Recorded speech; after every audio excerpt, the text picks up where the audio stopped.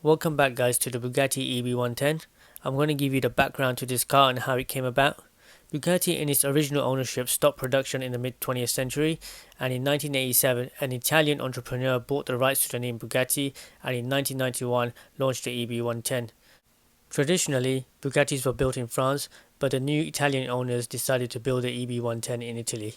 Marcello Gandini, probably one of the most famous car designers of the 80s and 90s, designed the EB110. He also designed the Miura, the Countach and Diablo, amongst other cars. Gandini managed to incorporate the classic Bugatti horseshoe design at the front of the car, even though the car was now Italian and it was designed by an Italian.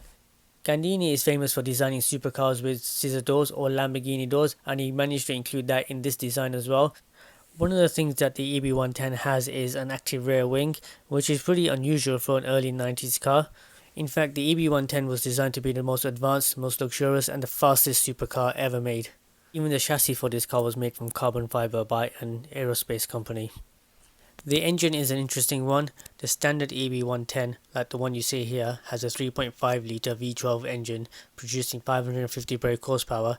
It has 4-wheel drive, and this gave the car a top speed of 213 miles an hour and a 0 to 60 time of 3.5 seconds. Bugatti went on to develop a SS or Supersport version of the EB110. This has 603 brake horsepower and an estimated top speed of 218 miles an hour.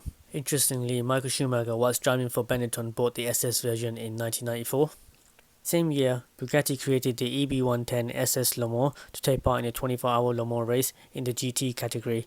Bugatti has a history of taking part in Le Mans. They actually won the race twice in the 30s, and on their return to Le Mans, they qualified a respectable 5th. And during the race they were running as high as 3rd place, but there was a turbo failure which forced them into the pits for repairs, and this dropped them out of contention for the podium.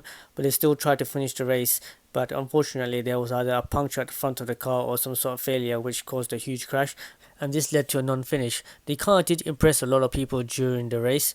Unfortunately, in 1995 they did not return due to Bugatti declaring bankruptcy, and the reason why the company went bankrupt is because they also acquired Lotus, and they decided to build a 4-door super luxury car as well as develop the EB110. They basically just ran out of funds for the company. Once the company was declared bankrupt, the unfinished cars were sold to Dow Racing, who refined and sold the Supersport version of the car. Further to this, the Italian company called B Engineering bought the tubs that were remaining and as well as the spare parts to create a one-off supercar called the Adonis. And in 1998, the VW Group bought the rights to the Bugatti name and started development of the world's first hypercar, which we now know as the Veyron. Interestingly, there are some similarities between the Veyron under the VW Group and the Italian version of the Bugatti. The Veyron has a quad-turbo engine just like the EB110. It also has a 4-wheel drive system just like the EB110. Of course, the Veyron version is a lot more advanced, and the EB110 has a V12 engine while the Veyron has a W16. But it's a nice link between the two cars. The EB110 is one of those supercars that has been forgotten over time, but I think it's one of those great cars of the 1990s. Anyway, I hope you enjoyed this video. If you liked the video, please subscribe because there's a lot more to come, and leave any comments on any suggestions that you may have below. Thank you.